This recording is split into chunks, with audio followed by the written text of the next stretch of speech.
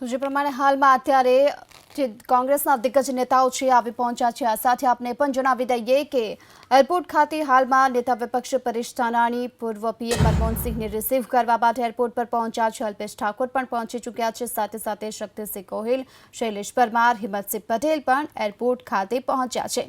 માનવામાં આવી રહ્યું છે બસ થોડી જ વારમાં પૂર્વ પ્રધાનમંત્રી મનમોહનસિંહ આવી પહોંચશે અમદાવાદ એરપોર્ટ પર અને આ સાથે જ 9:30 કલાકે પણ રાહુલ ગાંધી, પ્રિયંકા ગાંધી અને સોનિયા ગાંધી પણ આવી પહોંચશે અને હાલમાં તેમને રિસીવ કરવા માટે પ્રદેશ નેતાઓ પહોંચી ચૂક્યા છે. 3 અલગ અલગ દ્રશ્યો અમે આપને દર્શાવી રહ્યા છે. પ્રથમ દ્રશ્ય એરપોર્ટ ખાતે હાલમાં જે દિગ્ગજ નેતાઓ છે આવી પહોંચ્યા છે અને એક બાદ એક આ દિગ્ગજ નેતાઓને રિસીવ કરવામાં આવી રહ્યા છે. સીધા જ અહીંથી આ તમામ નેતાઓ છે ગાંધી આશ્રમ ખાતે જશે કે જ્યાં પ્રાર્થના સભાનું આયોજન કરવામાં આવ્યું છે અને ત્યારબાદ સરદાર પટેલ સ્મારક ખાતે જશે કે જ્યાં શહીદોને શ્રદ્ધાંજલિ આપવામાં આવશે.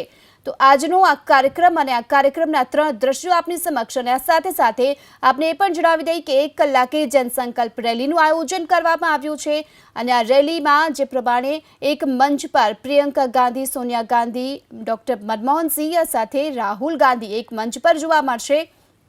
કોંગ્રેસ તરફથી દાવો કરવામાં આવી રહ્યો છે રેલી ઐતિહાસિક રહેશે અને આ સાથે જ મોટી સંખ્યામાં કાર્યકર્તાઓ અને લોકો ઉમટી પડે એ પ્રકારની શક્યતા જોવામાં આવી રહી છે. તો હાલમાં અત્યારે એરપોર્ટ પર રાહ જોવામાં આવી રહી છે પૂર્વ પ્રધાનમંત્રી મનમોહનસિંહની.